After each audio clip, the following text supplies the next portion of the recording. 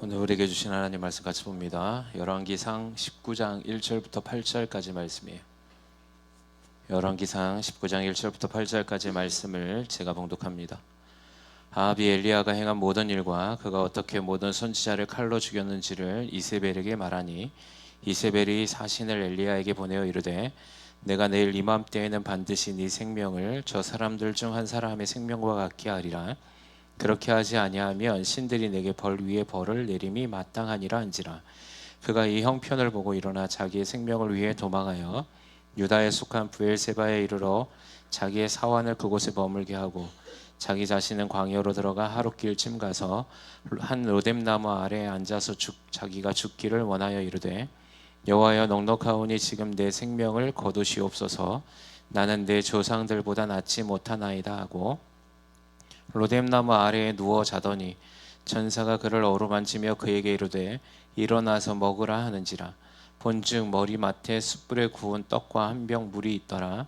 이에 먹고 마시고 다시 누웠더니 여호와의 천사가 또다시 와서 어루만지며 이르되 일어나 먹으라. 네가 갈 길을 다 가지 못할까 하노라 하는지라. 이에 일어나 먹고 마시고 그 음식물의 힘을 의지하여 40주 40야를 가서 하나님의 산 호렙에 이르니라. 아멘. 따라합시다. 영적 무기력의 전환. 이 말씀을 통하여서 우리가 주님 앞에 더 힘을 내고 열정을 회복하는 귀한 은혜의 시간이 되길 주님의 이름으로 소망합니다.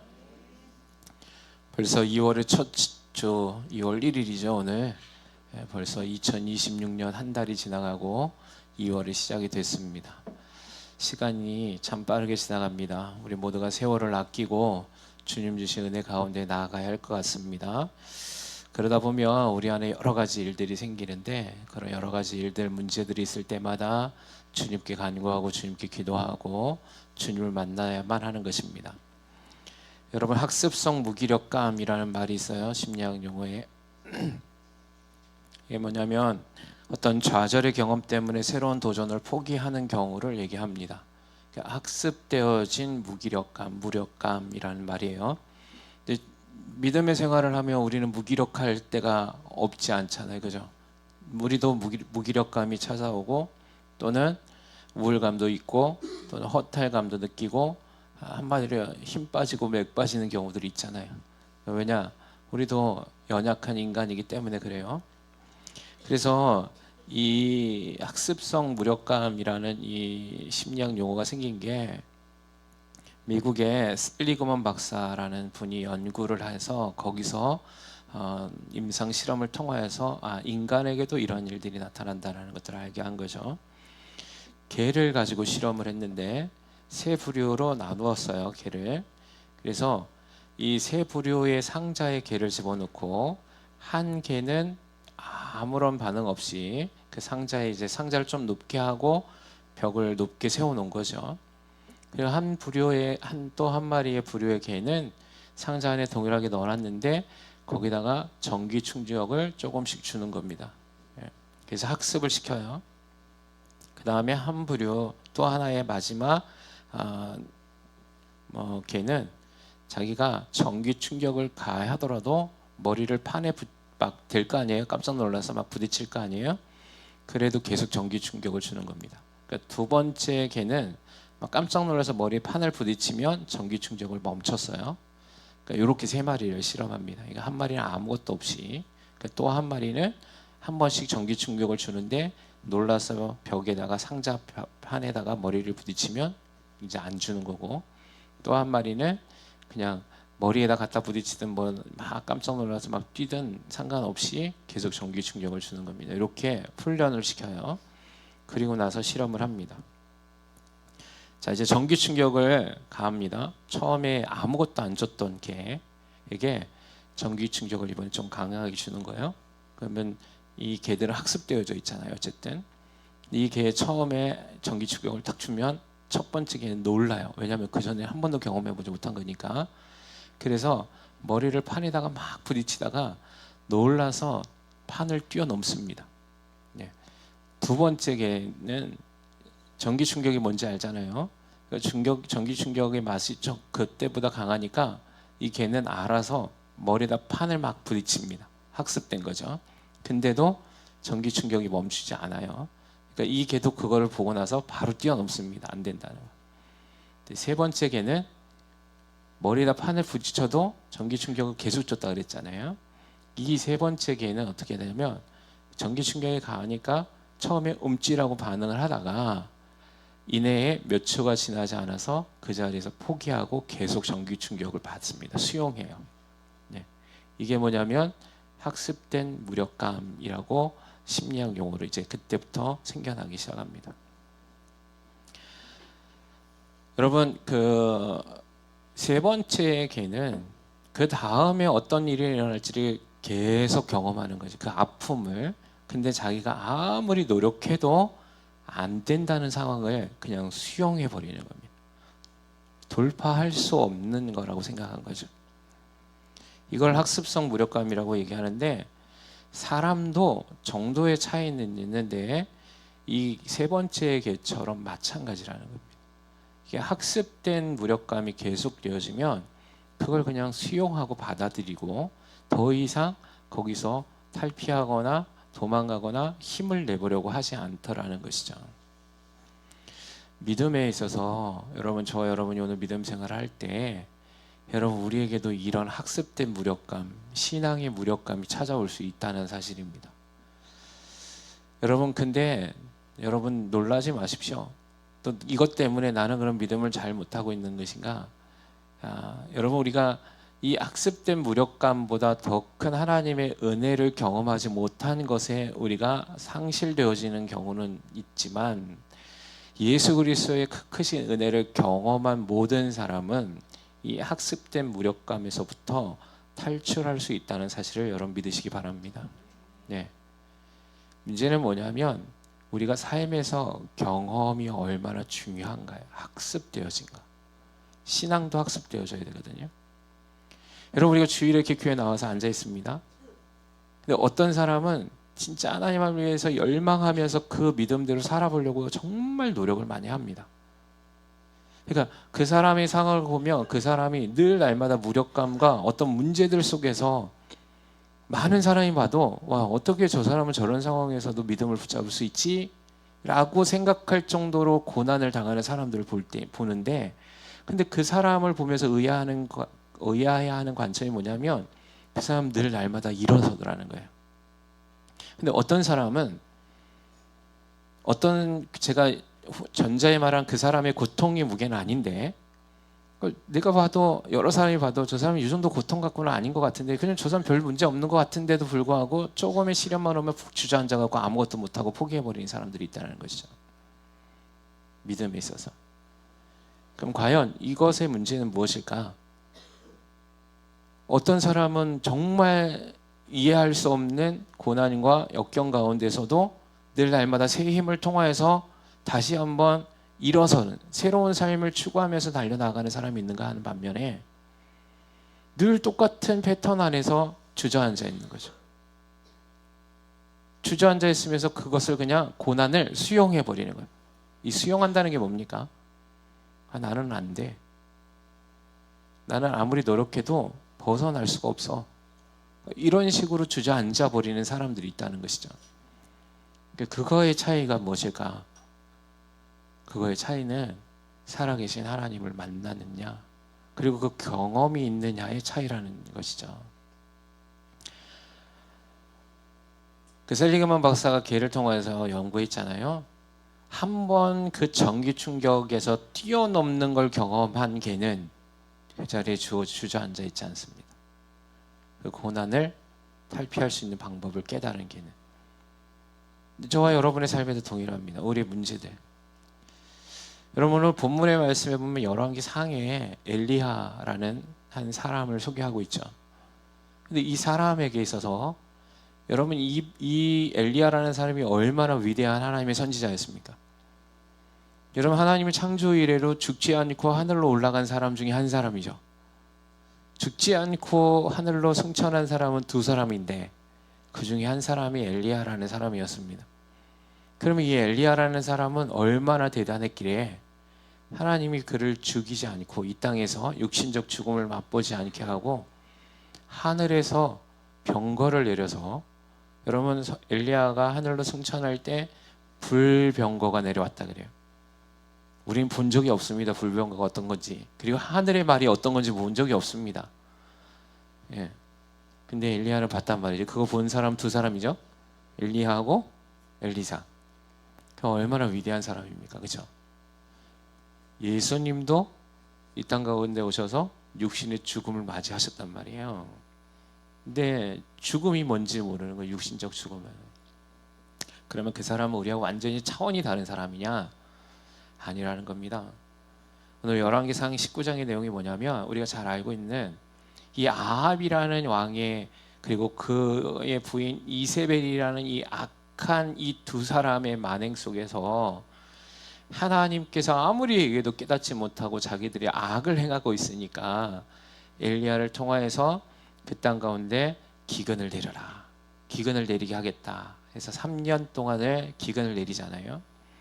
그리고 이 18장에는 무슨 사건이 있냐면, 우리가 잘 알듯이 이 아세라 선지자, 그죠? 바알의 선지자 850대 1로 싸워서 승리하는, 그 내용이 기록되어져 있단 말이에요. 여러분, 근데 이 엘리야의 성품, 이 심정, 이 마음가짐이 어땠냐면, 성경이 이 사람의 성격을 조금 알 수 있는 부분들을 얘기하고 있습니다. 누가복음에 보면 세례 요한을 기록할 때 보면, 그는 엘리야의 심령을 갖고, 그러니까 옛날 번역 성경에 심정이라고 되어 있거든요. 심령을 갖고 능력으로 행할 자다, 이렇게 되어 있어요. 자, 그러면 이 엘리야는 어떤 사람이냐면 정말 하나님을 사모하는 사람이었습니다. 여러분, 세례 요한이 어떤 사람인지 알죠? 잘 모르시는군요. 네. 세례 요한은 우리가 잘 알고 있듯이 그는 젊은 나이에 하나님의 길친 주님이 오실 길을 예비했던 사람이고, 태어나면서부터 하나님께 선택받은 사람이잖아요. 그리고 그는 평생을 어떻게 살았습니까? 광야에서 살았죠. 메뚜기와 석청을 먹고 납타터롯을 입고 살았어요. 부귀 영화 관심 없었습니다. 성공 명예 관심 없었습니다. 가족 관심 없었습니다. 오직 이 사람에게 관심 있는 건 뭐였습니까? 회개하라, 천국이 가까이 왔다. 오실 예수의 길을 준비하는 사역만 했습니다.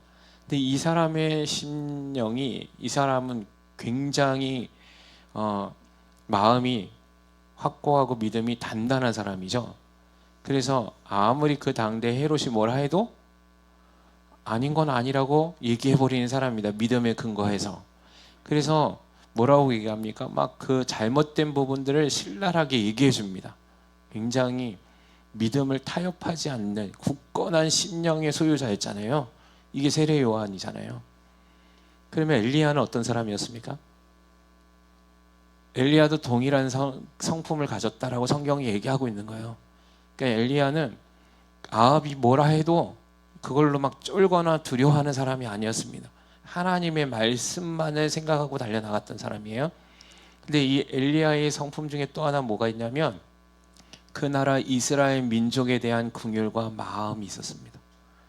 그래서 그 나라를 하나님이 회복해 달라고 정말 많은 기도를 했던 사람이에요. 눈물을 흘렸던 사람이고, 그 나라, 그 민족을 사랑했던 사람입니다. 그러니까 하나님을 사랑하는 것과 이스라엘이라는 민족에 대한 사랑이 컸던 사람이죠. 그래서 이 사람은 하나님으로부터 선지자로 택함 받았고, 당대의 가장 악한 왕이다.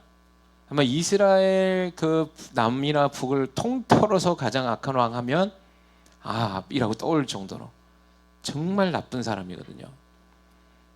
그거의 주동자가 누구였냐면 통제하는 여자 이세벨.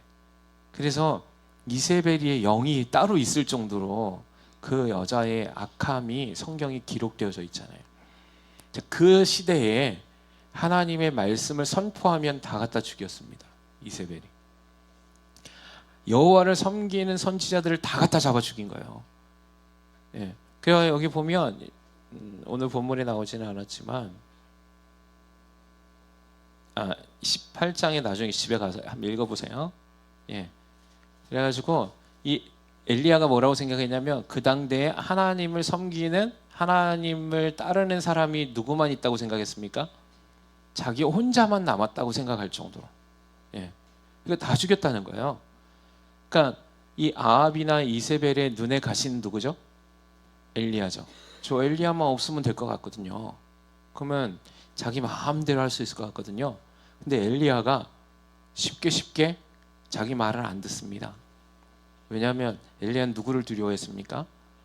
하나님을 두려워했기 때문이죠. 여러분 그런 사람이에요. 그런 사람이 하나님 앞에 나가가지고 하나님의 때가 됐으니까 아합에게 직접 찾아갔거든요. 18장에 집에 가서 꼭 한번 읽어보세요. 오늘 말씀이 좀 더 충분히 이해가 됩니다. 그래서 18장에 가가지고 아합 왕에게 직접 찾아갑니다. 근데 아합 왕이 3년 동안 비가 안 내리니까 이게 누구 때문이라고 얘기하냐면 이거 엘리야 때문이다. 그래갖고 모든 군사를 동원해서 엘리야를 찾으라고 명령해요. 왜? 지금 이 나라에 기근이 든 건 이 엘리야 이 사람 때문이니까 이 사람을 죽이면 된다고 생각해 잡아오라고 그러는 거예요. 근데 그때 엘리야가 어디가 있었냐면 그리시네가에 있었죠. 그러다가 한 번 더 옮기죠. 어디로 갑니까? 사르밧 과부의 집으로 가버려요. 그럼 하나님께서 이를 보호하고 계시는 거잖아요. 못 찾게 수소문하고 그래갖고 그때 여호와를 섬기던 선지자들이 많이 죽습니다. 왜냐? 너 엘리야 알지? 어디 있어? 고문받고 죽고 막 이랬을 겁니다. 예. 그러니까 엄청난 믿음의 학대가 있었던 고난의 시신이죠. 그럼 엘리야는 어떤 마음이 들었을까요? 여러분이 엘리야라면 여러분이 그런 시간을 3년을 보냈어요. 그죠? 여러분 누구 때문에 지금 기근이 왔어요? 아합 왕 때문에 기근이 왔잖아요. 자신이 그렇게 사랑하는 이스라엘 민족의 고통이 같이 가고 있는 거죠. 근데 하나님을 믿었단 말이에요. 근데 3년째 되던 해 오늘 보시면 여기 18장에 나와요. 네. 3년째 되던 해에 하나님이 이 엘리야에게 이제 가라. 내가 비를 내릴 거야. 라고 아합 왕에게 가라고 명령합니다. 여러분이 엘리야라면 어떨까요? 갔죠. 드디어 이제 하나님의 때가 왔구나. 하나님이 이제 이스라엘을 심판하실 때가 왔구나. 저 아합이라는 왕을 심판할 때가 왔구나. 드디어 나의 민족 그리고 저 악한 왕이 하나님의 심판대 앞에서 이제 드디어 우리 민족이 회복할 수 있는 기회가 왔구나 라고 생각하지 않았겠습니까? 그리고 가서 뭐라고 얘기하냐면 하나님 주신 대로 얘기한 거야. 너가 섬기는 우상을 섬기는 그 사제들 다 데리고 와. 바알의 선지자 아세라 선지자 다 데리고 와. 누가 진짜 하나님인지를 하나님이 나타내시리라. 그래서 전투한 거 아니에요? 어떤 전투? 누가 참 신인가를 보여주는 대결을 한 거잖아요. 그때 어떤 역사가 일어났습니다. 엘리야는 확실한 믿음이 있었단 말이야. 그래서 그들은 막 자기 몸을 막 칼로 해하고 막 난리 부르스를 치는데 하나님이 그 모든 것들을 운행하고 계시잖아요. 그들의 가짜 신이 움직일 수 있습니까? 없습니까? 못 움직이는 거죠. 결국 엘리야가 하늘에서 불이 내려와서 모든 제단에 불을 내려서 하나님께서 하나님의 살아계심을 증거하고 나서 거기 있는 모든 우상을 섬겼던 선지자를 다 죽여버리잖아요. 엘리야에게 있어서는 어떤 느낌이었을까요? 드디어 하나님이 역사하시는구나. 그 힘든 나날 회상해 보지 않았겠습니까? 아마 자신 때문에 많이 죽어져 갔던 하나님을 믿었던 선지자 그룹들이 생각나지 않았겠습니까? 그렇게 핍박받고 자신이 숨어 지냈어야만 했던 그 상황에 놓여 있었던 자신을 되돌아보지 않았겠습니까? 드디어 이제 하나님 이스라엘의 민족이 하나님의 나라로 세움받을 거라는 기대감이 있지 않았겠습니까? 근데 우리가 잘 알듯이 어떻게 된 거예요? 오늘 19장의 내용을. 그 얘기를 듣고 아합 왕은 회개했어야죠. 그죠? 근데 회개는커녕 돌아가서 그 모든 내용을 이세벨에게 낱낱이 이야기합니다. 그러고 나서 뭐라고 얘기했습니까? 오늘 본문에 이세벨이 사신을 엘리야에게 보내는 거예요. 엘리야가 안 도망갑니다. 이때는 도망갈 이유가 없죠. 하나님이 기대하고 있는 거죠. 그죠? 이세벨이 사신을 보냈을 때 엘리야의 심정은 어땠을까요? 변화됐겠지. 아마 회개하지 않았을까? 라는 마음이 있지 않았겠습니까? 근데 그 사신이 와서 하는 말이 뭡니까? 내가 내일 이맘때 반드시 네 생명을 저 사람들 중에 한 사람의 생명과 같게 하리라. 그렇지 아니하면 신들이 내게 벌 위에 벌을 내림이 마땅한지라. 충격이죠. 보았는데, 하나님의 살아계심을 보았는데 더 악해지는 겁니다. 오히려 이제 자신을 죽이겠다 합니다. 자신의 신분이 노출돼 있잖아요, 이제. 그죠? 근데 하나님께 부르짖어야지. 여러분, 하나님께 부르짖지 않았을까요, 엘리야가? 그 상황 속에서. 그죠? 그 상황이 일어났을 때 자신의 뜻과 하나님의 뜻이 무엇인지 모르는 상황. 그죠? 상황이 역전돼 버린 거잖아요. 그때 엘리야도 동일하게 영적 무기력감을 경험합니다.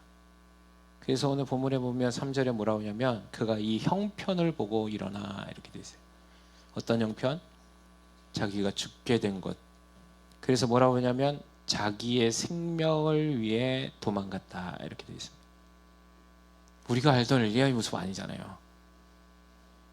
우리가 알던 엘리야는 어땠습니까? 자기 생명조차는 아낌없이 드려야 되잖아요. 근데 자기 생명 때문에 도망가요, 엘리야가. 살고 싶어서. 엄청난 두려움을 느낀 거예요. 여러분, 이게 인간이에요. 할렐루야. 이게 저와 여러분이라고요. 아멘이십니까? 네. 여러분, 여러분의 강함을 의지하지 마십시오.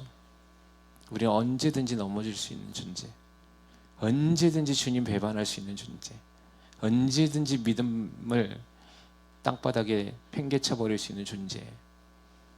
왜? 예수님의 제자들이 그렇게 했잖아요. 그럼 엘리야가 하나님의 능력을 경험했었고 예수님의 제자들이 예수님과 함께 공생의 기간 동안에서 예수님의 그 모든 사역을 지켜봤음에도 불구하고 도망가잖아요. 뭐 때문에? 두려움 때문에. 플러스 뭐가 맞냐면 이렇게 얘기합니다. 자기 생명을 위해 도망하여 유다에 속한 브엘세바에 이르러 자기 사원을 그곳에 머물게 하고 자기 자신은 광야로 들어가 하룻길쯤 가서 한 로뎀 나무에 앉아 자기가 죽기를 원하여 이르되 이렇게 되어 있습니다. 뭐라고 얘기하냐면 사환하고 같이 브엘세바로 도망갑니다.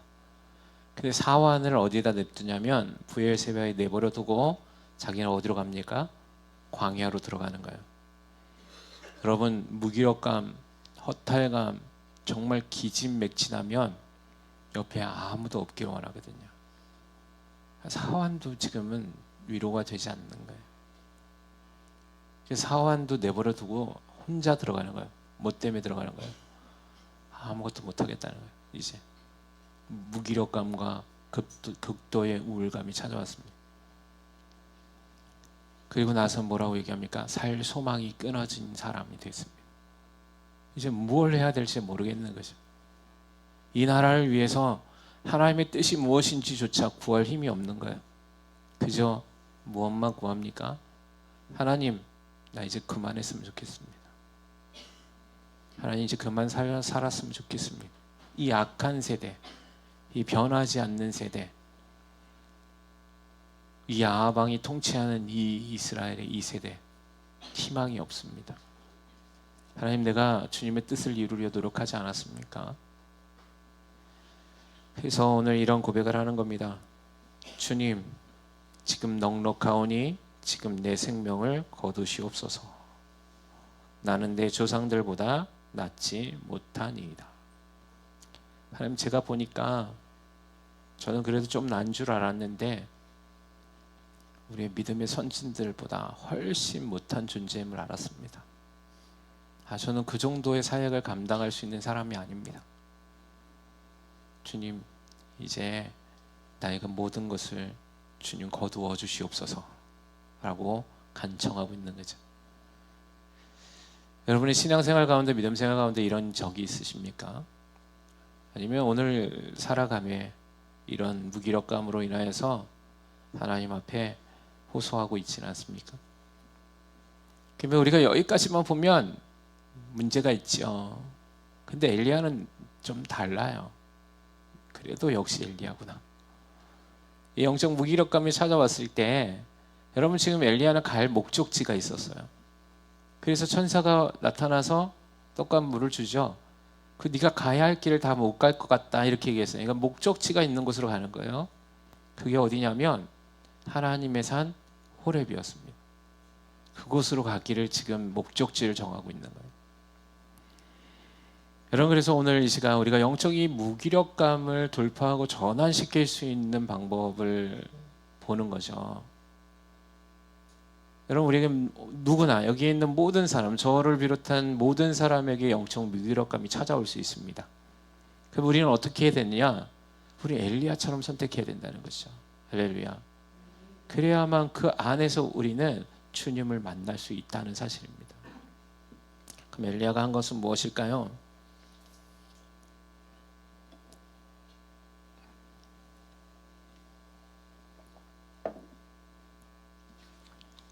자, 따라합니다. 하나님께 호소하였다.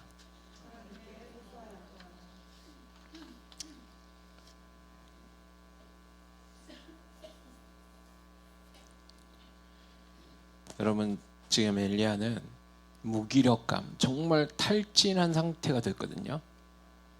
여러분, 쉼없이 달려왔단 말이에요. 수년 기간 동안, 그죠? 그리고 하루 전날, 며칠, 뭐 하루가 됐든 그 정확한 시간은 안 되지만 아마 그 짧은 시간이었을 겁니다. 그 시간에 엄청난 일들이 일어난 거죠. 자기의 생명을 죽이려 하는 세력들이 쫓아오는. 그때 엘리야는 어디로 가냐면 하나님께 호소하기 위해 광야로 들어갑니다. 이 당시에 광야의 의미는 어땠냐면 선지자들이 주로 잘 사용했던 지역이 광야입니다. 왜? 하나님을 믿는 믿음의 사람들은 광야로 들어가길 즐겨했거든요. 왜냐하면 세상에 있는 문화, 세상에 있는 그런 어떤 힘, 그런 곳에서 하나님을 만날 수 없고 광야 안에서 하나님을 만날 수 있음에 대한 훈련들을 아는 거죠. 아마 세례 요한도 그래서 광야 안에서 소리쳤을 거고요. 오늘 지금 이 엘리야도 마찬가지입니다. 그런 무기력 가운데에서도 이는 어디를 들어가냐면 광야로 들어가는 거예요. 이 광야를 들어간다는 건 무엇이냐면 하나님을 만나기 위해서 들어가는 겁니다. 절체절명의 위기의 순간에 내 힘으로는 아무것도 할 수 없는 것 같은 그 무기력감에 사로잡혔을 때 엘리야는 누구를 찾냐면 하나님께 나아가 호소하기 시작합니다. 하나님의 뜻을 찾으러 가는 거예요. 근데 그 가다 보니까 오늘 로뎀 나무가 있었던 거죠. 그 로뎀 나무에 앉아서 자신이 그 하나님께 절규하듯이 얘기한 겁니다. 하나님, 나 아무것도 할 수 없습니다. 내 상황을 주님 아시죠? 그러니 이제 나의 생명을 거두어 주시옵소서. 나는 하나님이 생각한 것처럼 그렇게 강하지 않았던 것 같습니다. 하나님이 그렇게 나를 사용할 정도로 나는 그 정도의 사람이 아닌 것 같습니다. 자꾸 이렇게 부지적부적거리는 거기서. 그 결국 어떻게 합니까? 이 엘리야가 하나님을 향해 광야로 우리는 도망가라고 생각하지만 도망간 게 아니라 여러분 하나님을 찾으러 간 거예요.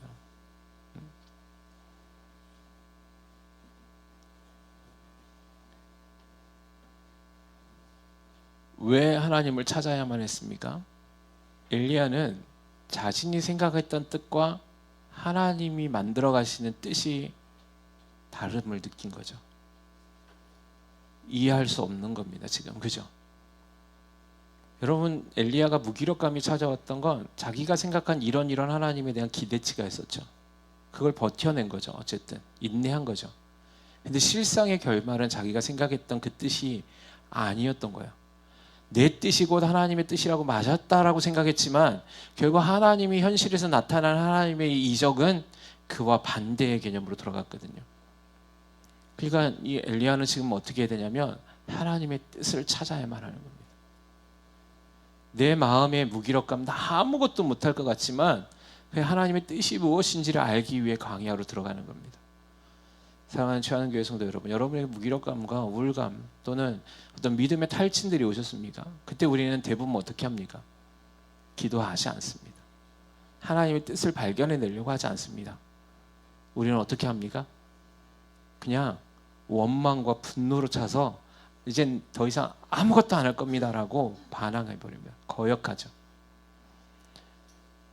만약에 엘리야가 여기서 광야로 들어가지 않고 자기 멋대로 그 일을 선택해서 도망가 버렸다면 여러분 엘리야는 거기서 멈췄을 겁니다. 여러분 이 무기력감을 돌파할 수 있는 방법 비결은 엘리야처럼 하나님의 뜻을 찾아 하나님을 호소할 수 있는 하나님이 계시는 그곳으로 출발해야 합니다. 엘리야는 그걸 알았던 거예요. 그게 우리와 엘리야의 차이예요. 자, 두 번째 따라합니다. 엘리야가 하나님의 무기력감을 돌파할 수 있었던 두 번째. 자, 따라합니다. 기도의 시간을 가졌다. 네. 여기 보면 엘리야가 하나님의 산 호렙까지 갔다 그러거든요. 근데 며칠이 걸렸다 그럽니까? 오늘 본문의 말씀에 40주 40야를 갔다 그래요. 부엘세바에서 호렙산까지는 대략 한 350km 정도 된다 그럽니다. 그러면 며칠이면 가냐면 길어도 한 15일 안에 들어가요. 근데 지금 며칠 걸렸다 그럽니까? 40일이 걸렸다 그럽니다. 이게 무슨 뜻이냐면 여러분 엘리야는 그곳에서 40일 동안 철저하게 기도한 거예요. 금식하면서 기도한 겁니다. 하나님의 뜻을 향하여서 호렙산까지 가기 전에 자기의 그 모든 문제들, 그러니까 하나님의 뜻하고 점검해 보는 시간을 가졌을 겁니다. 그래서 자기의 마음에 있는 그런 허탈감, 무기력감, 하나님의 사명을 갖고 있으면서 그 사명을 포기하고 싶었던 그 마음들의 원인이 무엇이었는지를 재점검하는 겁니다. 15일이면 갈 수 있거든요. 그 2배 이상의 기간을 걸렸다는 건 엘리야는 그곳에서 철저하게 자기를 비우는 시간을 가졌다는 겁니다. 여러분 무기력감이 찾아오는 이유가 무엇이겠습니까? 엘리야처럼 우리가 나의 뜻과 하나님의 뜻이 맞을 거라고 생각했는데 거기서 어긋날 때 오는 무기력감들이 있습니다. 왜? 나는 지금까지 주님을 위해서 열심히 달려온 것 같은데 상황은 전혀 나아지지 않는 거예요. 나는 주를 위해서 정말 열심히 교회를 세워보겠다고 달려나가는데 그 교회가 부흥하지 않는 거예요. 그럴 때 올 때 탈진이 있어요. 목회자들도. 나는 정말 열심히 다해서 나가는데 성도들이 배신하고 떠날 때예요. 탈진이 와요. 얼마나 많은 목회자들이 탈진을 경험하는 줄 아십니까? 얼마나 많은 목사님들이 암으로 돌아가시는 줄 아십니까? 왜 돌아가시는 줄 아세요? 간암, 폐암, 종류도 많아요. 그분들이 술 먹습니까? 담배를 핍니까? 아니에요. 목사들이 술 먹고 담배 핍니까? 근데 간암, 폐암으로 많이 죽습니다. 스트레스예요. 어떤 스트레스? 성도들이 배신하고 떠나가는, 목사를 공격하고. 여러분 그럴 때 올 때 탈진이 와요. 쓰러집니다. 많은 목사님들이 쓰러집니다. 근데 성도들 눈 하나 깜빡하지 않습니다. 제가 어떤 글을 봤는데 이거 좀 나눴었거든요. 어떤 목사님이 교회 부임을 했어요. 근데 그분이 교회 부임을 했고 1년 동안 사역을 너무 잘하신 거예요. 그랬더니 그 교회에서 이 목사님을 청빙했을 거 아닙니까? 그래서 1년 동안 너무 사역을 잘하니까 1년 만에 위임 목사를 했습니다. 위임식을 가졌습니다. 그리고 나서 이분이 이제 위임 목사가 되셨어요. 그리고 나서 이분이 신장이 안 좋았던 거예요. 그래가지고 그때 신장 이식 수술을 받습니다. 이식하고 나서 얼마 안 있다가 위임 받고 나서 얼마 안 있다가 그럼 여러분 신장 이식 수술을 하고 나면 몇 달 병원 생활을 해야 되잖아요. 그리고 나서 교회에 딱 왔더니 그 교회에 장로님들이 그 목사님에게 사직하십시오 라고 얘기하시더랍니다. 그래서 저는 그걸 글을 보고 댓글에 뭐라고 써있냐면 많이 달려있었습니다.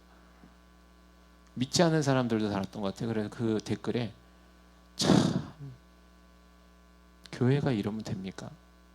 라는 댓글이었어요. 여러분 이럴 때 탈진 오지 않겠습니까? 여러분 목회 안 해보면 목사의 마음을 모릅니다.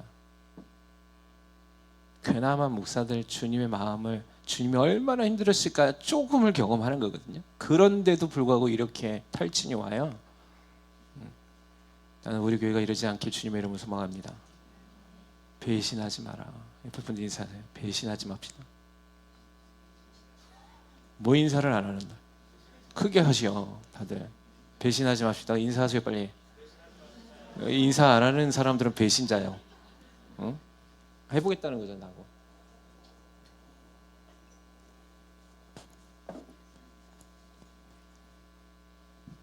여러분 히브리서 13장에도 똑같이 써 있었어요. 뭐라고 하냐면 너희를 인도하는 목회자들을 위해서 순종하고 복종해라. 예. 말씀 듣길 바랍니다. 할렐루야. 예. 어쨌든 이런 상황이 여러분에게 찾아올 수 있다는 거죠. 그렇죠? 여러분이 그렇게 노력해도 해결되지 않을 때 그럼 여러분 우리 어떻게 되냐? 점검해야 되는 거야. 어떻게? 내 뜻과 하나님의 뜻이 지금 상황에서 반대로 나타났다면 하나님이 바꾸시겠습니까? 아니잖아요. 내가 변화돼야 되지. 그럼 분노와 억울함이 아니라 그 안에서 하나님의 뜻을 발견할 수 있는 충분한 기도의 시간을 가지라는 거예요. 할렐루야. 여러분 그때는 부르짖지 못합니다. 그저 여러분의 마음을 올려드리는 기도를 하는 거예요. 계속. 엘리야는 그 기도를 40일 한 겁니다. 여러분 그가 호렙산까지 걸어가면서 뭐 했겠습니까? 그 하나님을 만나기 위해서 그 질문들을 계속해서 되뇌이지 않았겠습니까? 그 하나님의 산에 호렙까지 가서 하나님 앞에 나는 이걸 좀 말씀드리고 싶은 그런 질문들이 있지 않았겠습니까? 여러분 40일 동안 하나님 나타나시지 않습니다. 하나님 말씀하시지 않습니다. 하나님 그걸 보고 계시죠? 하나님 모르시는 게 아니잖아요. 하나님의 엘리야를 승천시킬 정도로 그렇게 귀하게 여겼던 사람인데 그가 그토록 고난 가운데 있는 그 역경 가운데 있는 그 엘리야를 40일 동안 방관하겠었겠어요? 천사를 보냈잖아요. 그죠? 하나님 뜻이 있잖아요. 근데 하나님 그동안 침묵하시는 거야. 아무 말씀하시지 않습니다. 무엇을 하나님의 뜻을 발견해내기만 하는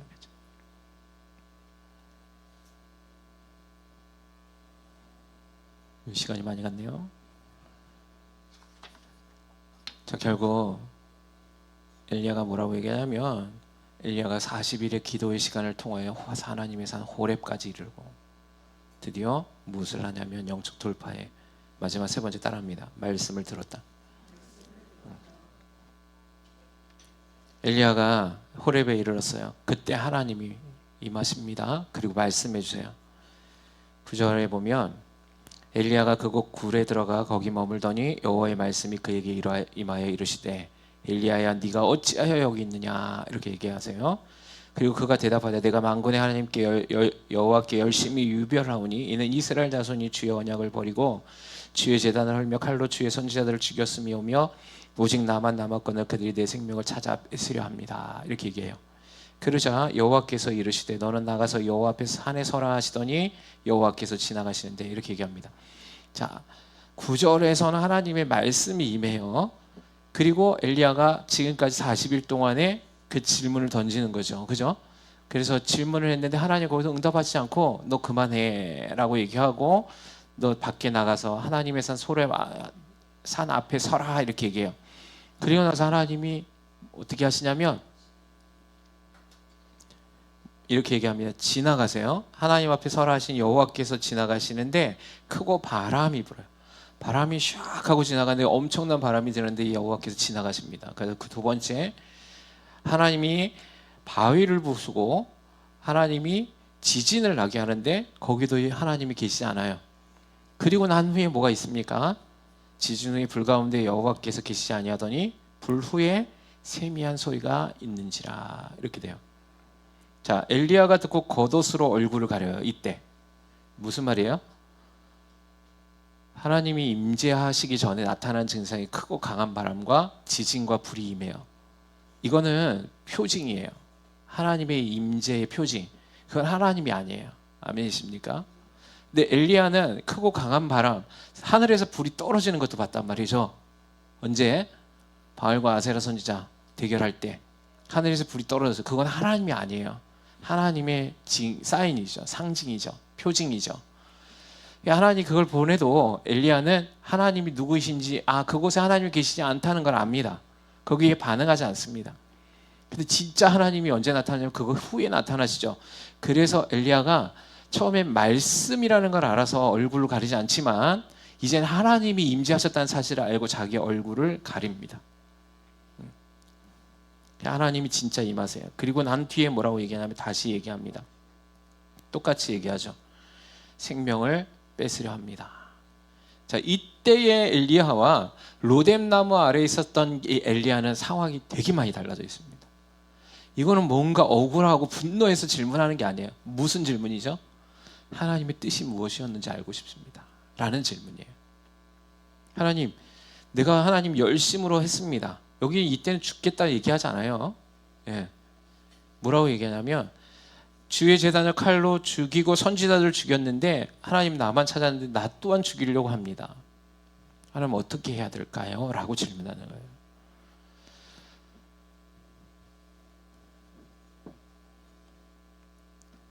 여러분, 영적 무기력감이 찾아올 때 주님이 침묵하실 수 있습니다. 그럼에도 불구하고 우리가 해야 하는 것이 있습니다. 그게 뭐냐면 하나님의 뜻을 위해 기도하십시오. 그리고 그것을 찾아야 합니다. 할렐루야. 이후에 어떻게 되냐면 오늘 엘리야가 새 소망을 받습니다. 새 소명을 받아요.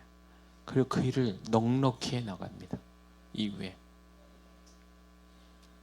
여러분, 우리는 영적 무기력감에 빠질 수 있습니다. 그거에 대해서 나는 왜 이러지라고 막 묵상할 필요 없어요. 그럴 수 있어요. 하나님이 다 알고 계십니다. 그 연단을 통해서 다시금 새로운 소명과 새로운 능력을 부어주시길 원하시는 하나님의 뜻이 있음을 믿으십시오.